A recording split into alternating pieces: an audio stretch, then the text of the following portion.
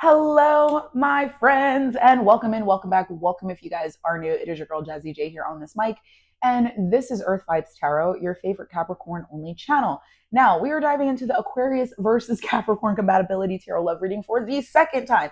When I freaking uploaded it, there was no sound, and there was sound when I freaking was playing it on my phone, and then it did this little download thing like from iCloud, and then I don't know what's going on, you guys. So we're doing another reading for Aquarius and Capricorn compatibility for a love reading, which is absolutely fine. That means the message wasn't meant to be heard.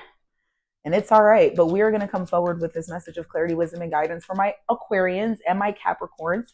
If you guys are new here, make sure y'all check out the pinned comment down below. It explains basically how you can interpret these readings as a viewer, as an Aquarian, or as a Capricorn. And then, of course, make sure you guys are subscribed to the channel for more content and for more of me. All right, friends. So you are worthy. With third party, your worth doesn't depend on the other person. You may be dealing with a karmic situation. Give us one more here. We're gonna round out. We're gonna triangulate this energy here. Thank you. Unexpected connection. Wow. So just having an overstanding that you are worthy, Aquarius, Capricorn, you are worthy of this love. You are worthy of this energy. You are worthy of a high vibrational connection here. Your worth doesn't depend on the other person, but opposites are attracting. This is the unexpected connection here. You may be dealing with a karmic situation. And what I'm going to say here about that karmic situation is the fact that this karmic situation feels like what's basically getting in between you and this unexpected connection, right? Because it's like I'm attaching my worthiness to this third party, to this karmic, to this person, this idea, this habit, this whatever. It's if you look at the third party card in a way that it's like, oh, I'm not dealing with somebody that's dealing with another person. Look at this as the devil energy, right? Look at the third party as what the devil card would represent, right? And yes, that is Capricorn, but we have to remember, what does the devil represent?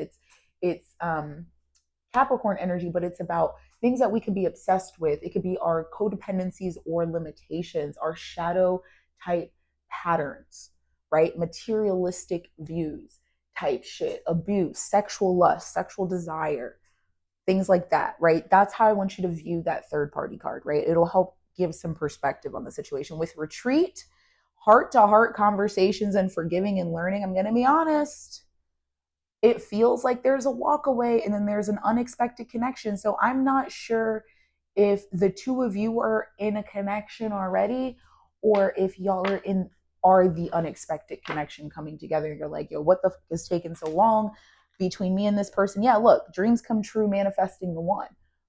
What is going on? What's taking so long for me and this person to come together? Well, there's some that needs to be dealt with, right? And I got my little baby Eros down here. He's just being so cute, just laying on his side. And my baby boy.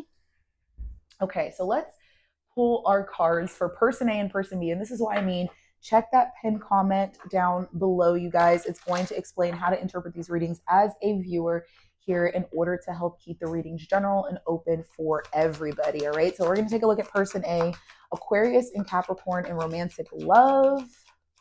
And I forgot to say this, we're reading for romantic love, but this could be platonic, familial, friendship, co-worker, business partner, business idea, creative idea. This could be a you versus you internal type of a situation. This could be with an enemy. Like, it could be with anybody, right? You could even be watching this play out in somebody else's life. We have the energy of pride. Person A has that pride energy, the arrogance, the ego, the stubbornness. Tell us about person B. What's person B's energy? Aquarius and Capricorn in romantic love, October 2025. Conflicted decisions, hot and cold implications. I feel like this is y'all disconnecting from each other. I'm gonna be honest.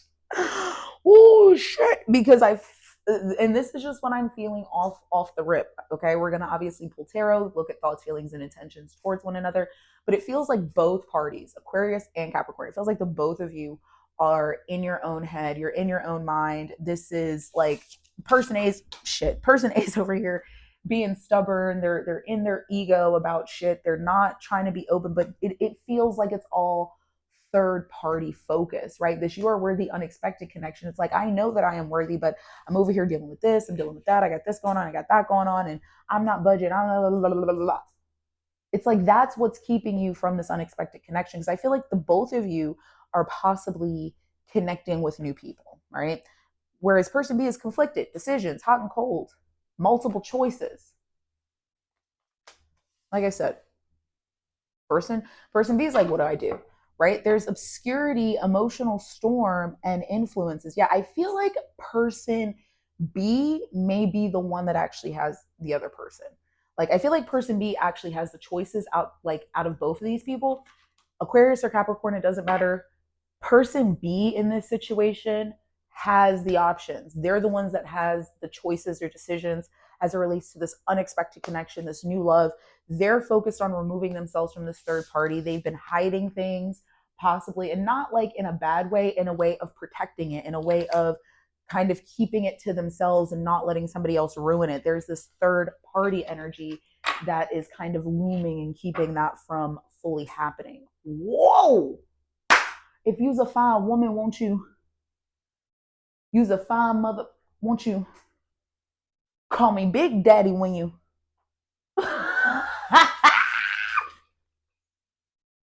I know you look good, won't you? Hey.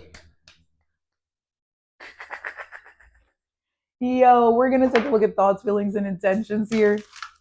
Person A towards person B, Aquarius and Capricorn in romantic love, October 2025. Tell us about person A. We're taking a look at thoughts, feelings, and intentions towards person B. So, person A has a lot of passionate thoughts.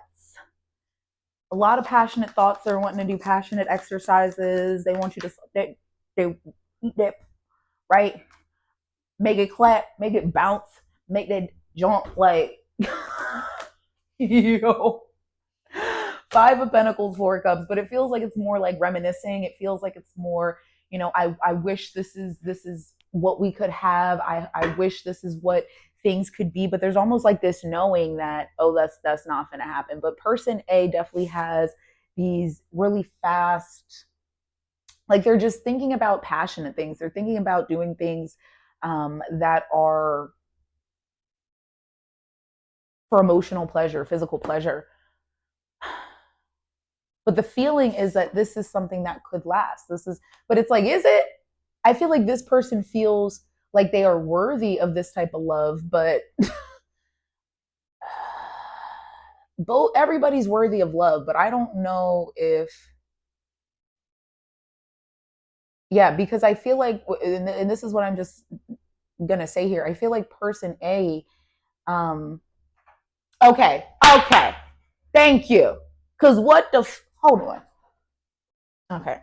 Because person A has this with Five of Cups, Five of Pentacles, Four of Cups coming out in the intention. There is no intention to make something happen. It feels like person A is just like, yeah, I'm done. Throwing in the white towel, white flag. I'm done. I surrender. But bottom of the deck is like, I wish this could be something more. I want to talk this out, but I feel like it's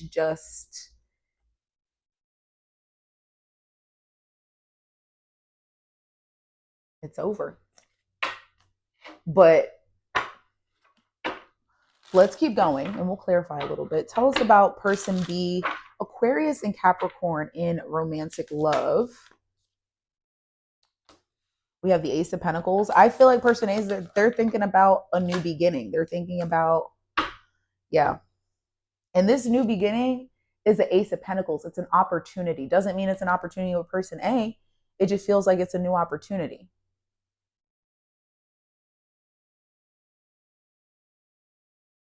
Feelings, the Temperance card came out. I almost feel like this is like Temperance in reverse. I almost feel like person B feels like there's an imbalance between the two of them, right? Especially with the Five of Cups and the Page of Wands, it's almost like I'm going to accept this loss, accept this grief. There's going to be communication around this, news around this, and I feel like maybe person B is the one that breaks this off. Person A is kind of the one that has to deal with the repercussions, so to speak, from it. Because I feel like person B is the one that has the choices, has the option. Bottom of the deck is the Emperor, the Ten of Cups, Page of Swords. Yeah, I almost feel like person B knows that they have this other energy waiting for them, so to speak. Like there's this other energy that's definitely coming in that they feel or that they already know of. And there's this kind of grief or sadness that they know they need to get over. And I feel like both parties kind of know that this is done. I feel like there's been a lot of karmic energy in this dealing, and it may even be dealing with family issues. It may be dealing with like co-parenting situations or children, things like that, maybe even work, business opportunities. But it feels like there are third party energies within this connection that are keeping y'all from fully being able to come together. And this is more about um, getting to the good stuff in life. So maybe there's a transition here. Tell us about this Knight of Wands, person A towards person B, Aquarius and Capricorn in romantic love. Seven of Swords. So person A is trying to get away with something here. It's like person A is trying to get away with doing something.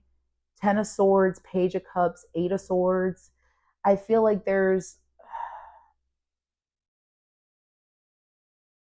almost feel like this person knows there's an ending to this connection. They're just having a hard time. I don't know what they're having a hard time doing, but